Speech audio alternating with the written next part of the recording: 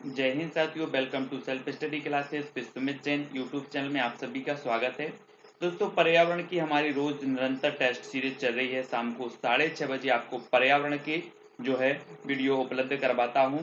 तो रोज शाम को 6:30 बजे आप पर्यावरण का टेस्ट जरूर दें और महत्वपूर्ण प्रश्नों का जो है लाभ उठाएं। ठीक है, तो पर्यावरण से संबंधित एमपी टेट, रीट या फिर सीटीईटी एग्जाम की अगर आप तैयारी कर रहे हैं तो ये वीडियो आपके लिए बहुत ही उपयोगी है। और सेल्फ स्टडी क्लासेस में बहुत सारे लगभग 200 वीडियो पर्यावरण के उपलब्ध हैं, बाल विकास के उपलब्ध हैं। ठीक है, तब आपको चैनल को सब्सक्राइब कर लेना है। इस प्रकार से सब्सक्राइब का बटन दिया है तो सब्सक्राइब कर लेना है। ठीक है, बेल आइकन को दबा करके ऑल पर क्लिक करना है। स्टार्ट करते हैं दोस्तों आज का ये वीडियो। तब आपको बताना है परिवार के अध्ययन के लिए स्थान, काल और लोग का जो सूत्र स्थापित करने वाले हैं वो कौन है या फिर किसने किया। तब आपका राइट आंसर क्या हो जाएगा। आपके सामने एक प्रश्न है, आपका एक परिवार और मित्र नाम से पर्यावरण में एक आपका अध्याय है, परिवार और मित्र। उसमें पहला जो आपका प्रश्न बनता है कि परिवार के अध्ययन के लिए स्थान, काल और लोग का जो सूत्र स्थापित करने वाले हैं वो कौन है या फिर इस सूत्र किसने स्थापित किया। तब 46 का जो आपका राइट आंसर हो जाएगा वो क्या होगा, आपको उत्तर बताना है। तो बिल्कुल सही आंसर होगा फ्रेडरिक लेपले। किसने किया है? फ्रेडरिक लेपले ने। ठीक है, अगला है दोस्तों, मातृवंशीय एवं पितृवंशीय परिवार के वर्गीकरण का आधार है तो क्या है। 47 का आंसर हमें बताना है। मातृवंशीय एवं पितृवंशीय परिवार के वर्गीकरण का आधार क्या है। तो आपका बिल्कुल सही आंसर क्या होगा, वंश क्रम। क्या है? मातृवंशीय एवं पितृवंशीय परिवार के वर्गीकरण का आधार है वंश क्रम। ठीक है, अगला देखो, वेस्टरमार्क के अनुसार परिवार का प्रारंभिक स्वरूप क्या था। वेस्टरमार्क के अनुसार परिवार का प्रारंभिक स्वरूप क्या था। 48 का आंसर बताना है हमें।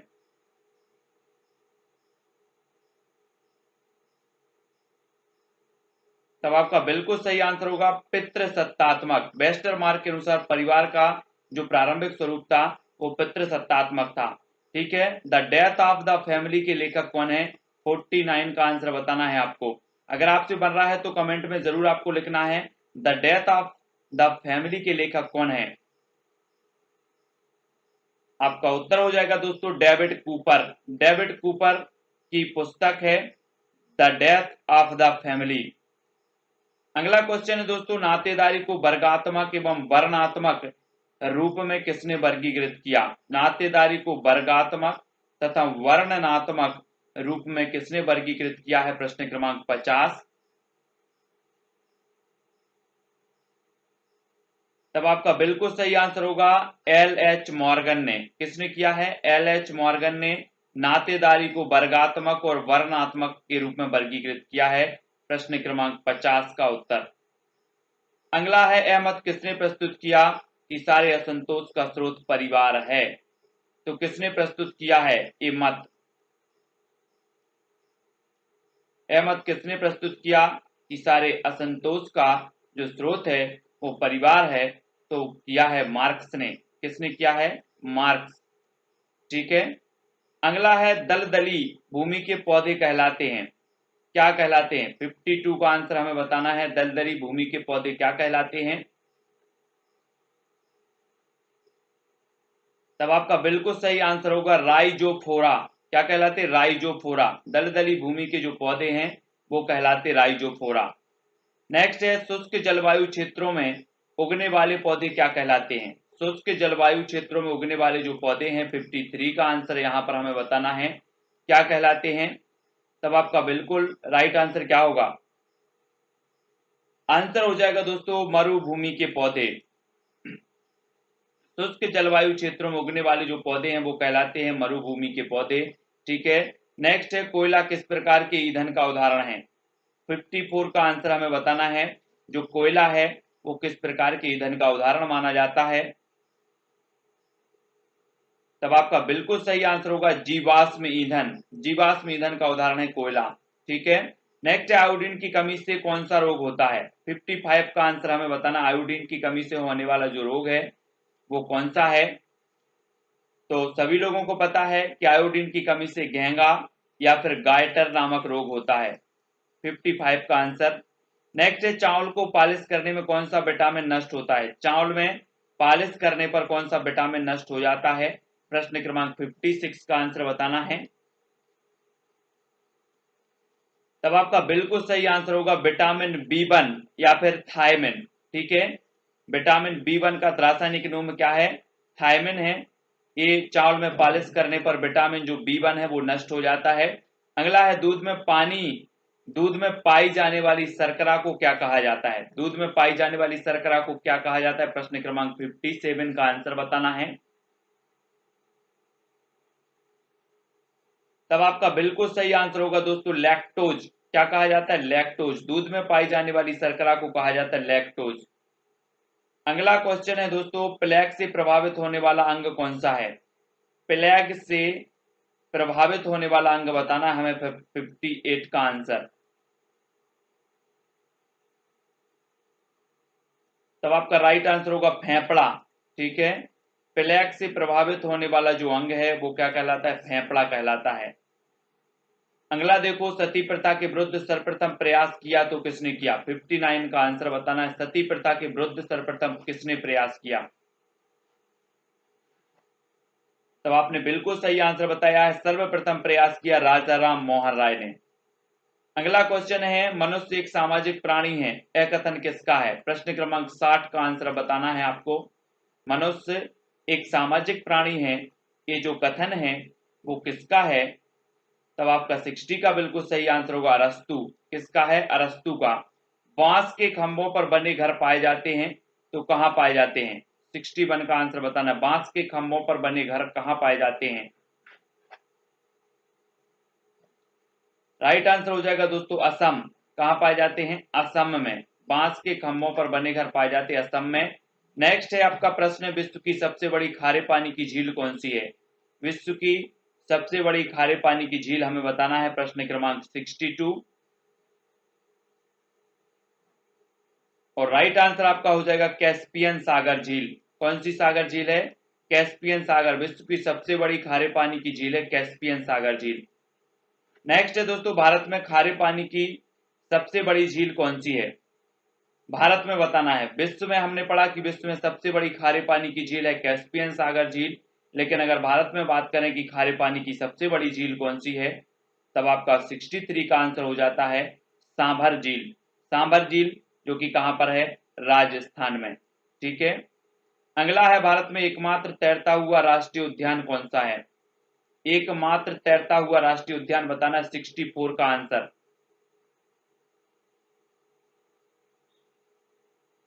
तो आपका बिल्कुल सही आंसर होगा केवल लेमजाओ, है ना, केमलम झाओ बोलते हैं उसको। तो ये मणिपुर में है।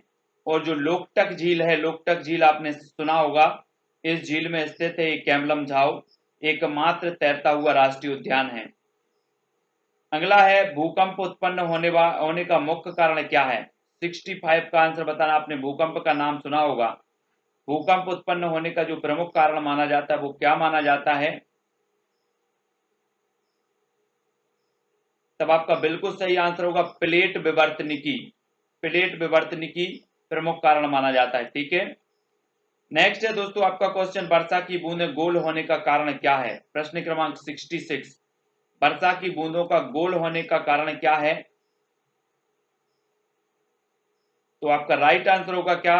पृष्ठ तनाव। ये कई बार पूछा गया है। पृष्ठ तनाव के कारण जो है वर्षा की बूंदें गोल होती हैं। नेक्स्ट बात करते हैं, धुएं से आंख में जलन पैदा करने वाला पदार्थ होता है तो कौन सा होता है? धुएं से आंख में जलन पैदा करने वाला पदार्थ कौन सा होता है? तब आपका बिल्कुल सही आंसर होगा नाइट्रिक ऑक्साइड। कौन सा होता है? Nitric oxide. ठीक है, अगला क्वेश्चन है दोस्तों, पर्यावरण शिक्षण में क्षेत्र भ्रमण का मुख्य उद्देश्य होता है तो क्या होता है? पर्यावरण शिक्षण में क्षेत्र भ्रमण का मुख्य उद्देश्य क्या होता है? प्रश्न क्रमांक 68 का आंसर बताना है। तब आपका बिल्कुल सही आंसर होगा प्रत्यक्ष अनुभव। प्रत्यक्ष अनुभव प्राप्त करना ये क्षेत्र भ्रमण का मुख्य कारण उद्देश्य होता है। सतत एवं व्यापक मूल्यांकन की एक तकनीक है। तो आपको बताना है सतत एवं व्यापक मूल्यांकन की एक तकनीक कौन सी है। तो एक तकनीक है दोस्तों निदानात्मक मूल्यांकन। सतत एवं व्यापक मूल्यांकन की एक तकनीक है तो निदानात्मक मूल्यांकन की। ठीक है, नेक्स्ट बात करते हैं प्राथमिक स्तर पर शिक्षार्थियों का आकलन करने का सर्वश्रेष्ठ तरीका क्या है। प्राथमिक स्तर पर शिक्षार्थियों का आकलन करने का सर्वश्रेष्ठ तरीका आपको बताना है। प्रश्न क्रमांक 70 का आंसर। तब आपका राइट आंसर होगा पोर्टफोलियो। क्या है? पोर्टफोलियो। प्रश्न क्रमांक 70 का पोर्टफोलियो। वन महोत्सव दिवस मनाया जाता है तो कब मनाया जाता है? 71 का आंसर बताना। वन महोत्सव दिवस कब मनाया जाता है? तब आपका बिल्कुल सही आंसर होगा 1 जुलाई को। 1 जुलाई को मनाया जाता है। ठीक है, अगर आपको कोई कहीं पर डाउट लगता है, कोई भी प्रश्न पूछना है तो आप इंस्टाग्राम में फॉलो कर सकते हैं Sumit Jain self study classes. ठीक है, इंस्टाग्राम में, फेसबुक में आप जुड़ सकते हैं सुमित जैन। ठीक है, टेलीग्राम में जुड़ सकते हैं IAS स्टडी ट्रैक। और मानस वन्यजीव अभ्यारण्य स्थित है तो कहाँ स्थित है? मानस वन्यजीव अभ्यारण्य स्थित है तो ये स्थित है दोस्तों असम में। ठीक है, कांजीरंगा राष्ट्रीय उद्यान भी हमने पढ़ा था, एक सींग गैंडे के लिए प्रसिद्ध है। और मानस वन्यजीव अभ्यारण्य ये असम में है। किस विटामिन की कमी से रक्त का थक्का नहीं जमता? 73 का आंसर बताना है आपको। तब आपका बिल्कुल सही आंसर होगा विटामिन के की कमी से रक्त का थक्का नहीं जमता। ठीक है, अगला है दोस्तों आपका प्रोटीन का सर्वोत्कृष्ट स्रोत कौन सा है? 74 का आंसर हमें बताना है। प्रोटीन का सर्वोत्कृष्ट जो स्रोत माना जाता है वो कौन सा माना जाता है? तो आपका राइट आंसर क्या हो जाएगा? सोयाबीन। प्रोटीन का सर्वोत्कृष्ट स्रोत माना जाता है सोयाबीन। ठीक है, अगला क्वेश्चन है छोटी माता एवं रेबीज रोग का कारण होता है तो क्या होता है? 75 का आंसर बताना है। छोटी माता एवं रेबीज रोग का कारण क्या होता है? तब आपका बिल्कुल सही आंसर होगा वायरस। छोटी माता और रेबीज रोग का कारण होता है वायरस। LPG का पूरा नाम क्या है? 76 का आंसर बताना है आपको। LPG का जो पूरा नाम है वो क्या होता है? तो वो होता है liquefied petroleum gas. Liquefied petroleum gas. ठीक है, LPG का पूरा नाम होता है लिक्विफाइड पेट्रोलियम गैस। और अगला क्वेश्चन है बागवानी के लिए कौन से प्रकार का उर्वरक उपयोगी होता है? बागवानी के लिए कौन से प्रकार का उर्वरक उपयोगी होता है? 77 का आंसर बताना है आपको। तब आपका बिल्कुल सही आंसर होगा वर्मी कंपोस्ट। किस प्रकार का होता है? Vermi compost. बागवानी के लिए कौन से प्रकार का जो है उर्वरक उपयोगी होता है? तो वो होता है वर्मी कंपोस्ट। ठीक है, अगला क्वेश्चन है दोस्तों हार्टिकल्चर संबंधित है तो किससे संबंधित है हार्टिकल्चर? प्रश्न क्रमांक है 78 और राइट आंसर जो हो जाएगा बागवानी फसलों के उत्पादन के लिए। हार्टिकल्चर संबंधित है बागवानी फसलों के उत्पादन के लिए। ठीक है, नेक्स्ट है भूरी क्रांति संबंधित है तो किससे संबंधित है? भूरी क्रांति बताना है। 79 का आंसर आपका राइट आंसर होगा उर्वरक उत्पादन से। भूरी क्रांति संबंधित है उर्वरक उत्पादन से। नेक्स्ट है रबी फसल की बुआई की जाती है कब होती है? रबी की जो फसल होती है उसकी जो बुवाई होती है वो कब की जाती है? तो आपका राइट आंसर होगा ये फसल अक्टूबर नवंबर में बोई जाती है और मार्च अप्रैल में काट ली जाती है। ठीक है, तो रबी की फसल। अगला है किस महाद्वीप में एक भी ज्वालामुखी नहीं है? 81 का आंसर हमें बताना है यहां पर। तब आपका बिल्कुल सही आंसर होगा ऑस्ट्रेलिया। ऑस्ट्रेलिया महाद्वीप में एक भी ज्वालामुखी नहीं है। ठीक है, अगला क्वेश्चन है दोस्तों वायुमंडल की सबसे निचली परत कौन सी है? प्रश्न क्रमांक 82 का आंसर बताना वायुमंडल की सबसे निचली परत कौन सी है? तो बिल्कुल सही आंसर होगा क्षोभ मंडल, है ना।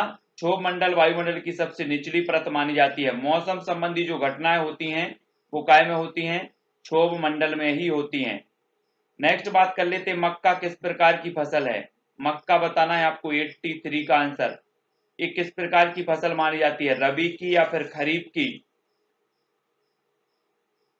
तब आपका राइट आंसर होगा खरीफ की। मक्का खरीफ की फसल होती है। जंतुओं में पाए जाने वाले धारीदार चिन्ह किस कारण से होते हैं?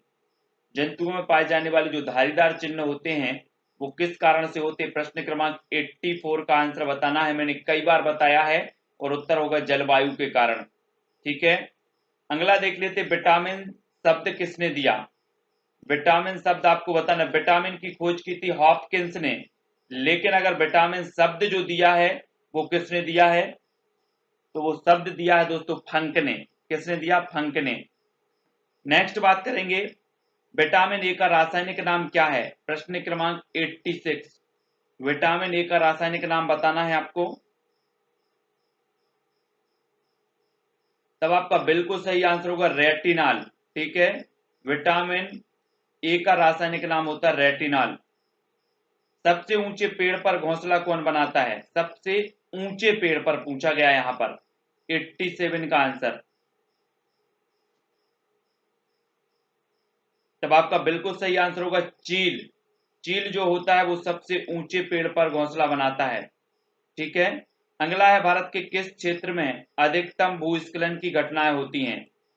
तो किस क्षेत्र में होती है अधिकतम भूस्खलन की घटनाएं?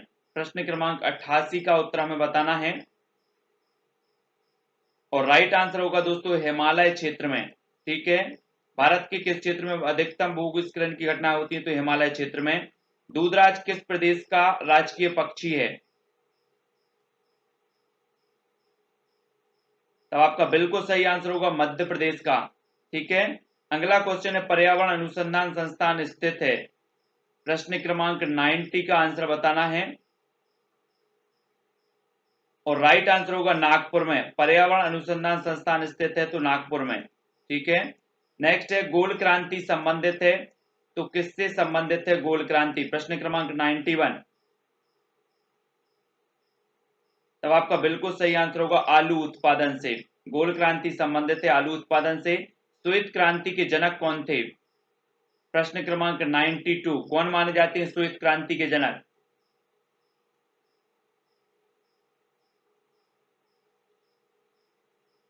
तब आपका बिल्कुल सही आंसर होगा वर्गीज कुरियन।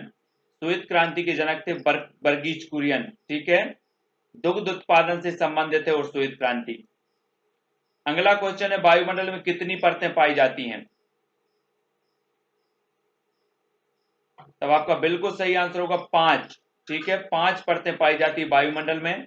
विश्व का सबसे ऊंचा ज्वालामुखी कौन सा है? प्रश्न क्रमांक 94 का उत्तर बताना है और आपका बिल्कुल सही आंसर होगा कोटोपैक्सी। विश्व का सबसे ऊंचा ज्वालामुखी माना जाता है कोटोपैक्सी। अगला क्वेश्चन है दोस्तों, दक्षिण एशिया का एकमात्र सक्रिय ज्वालामुखी कौन सा है? दक्षिण एशिया का बताना है आपको। तब आपका बिल्कुल सही आंसर होगा बैरन। ये अंडमान द्वीप पर है बैरन, एकमात्र सक्रिय ज्वालामुखी है दक्षिण एशिया का। अगला क्वेश्चन है, भूकंप का अध्ययन कहलाता है तो क्या कहलाता है? 96 का आंसर आपको बताना है। भूकंप का अध्ययन क्या कहलाता है? तब आपका बिल्कुल सही आंसर होगा सीस्मोलॉजी, है ना, सीस्मोलॉजी कहलाता है भूकंप का अध्ययन।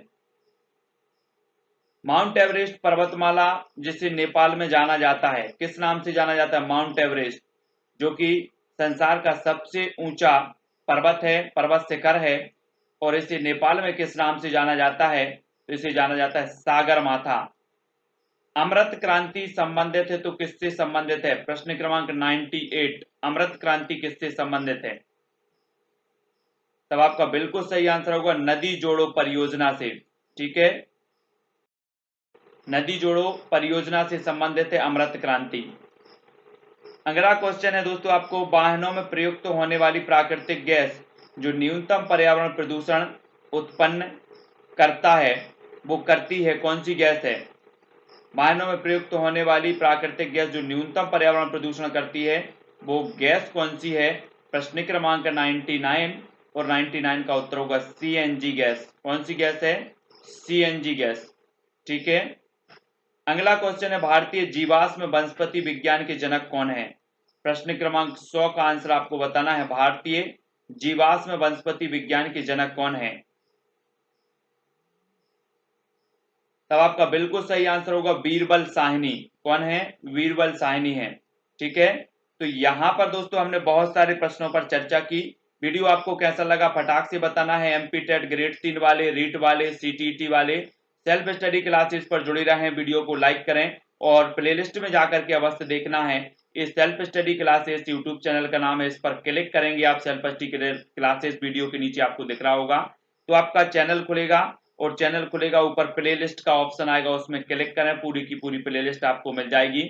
और ये व्हाट्सएप नंबर है, तो कोई भी अगर आपको डाउट लगता है तो ये व्हाट्सएप नंबर पर आप कोई भी आपका जो प्रश्न है वो डाल सकते हैं, छोड़ सकते हैं। जब भी मुझे टाइम मिलेगा आपके प्रश्न का उत्तर जरूर बताऊंगा। ठीक है, फेसबुक में जुड़ने के लिए सुमित जैन आप सर्च करेंगे तो फेसबुक में जुड़ सकते हैं। इंस्टाग्राम में आप हमें फॉलो कर सकते हैं। इंस्टाग्राम में आप Sumit Jain self study classes search करेंगे तो इंस्टाग्राम में भी फॉलो कर सकते हैं। और टेलीग्राम ग्रुप से सभी को जुड़ना है। टेलीग्राम ग्रुप से जुड़ने के लिए आपको टेलीग्राम ऐप डाउनलोड करना है, उसमें सर्च करना है IAS स्टडी ट्रिक और ज्वाइन हो जाना है।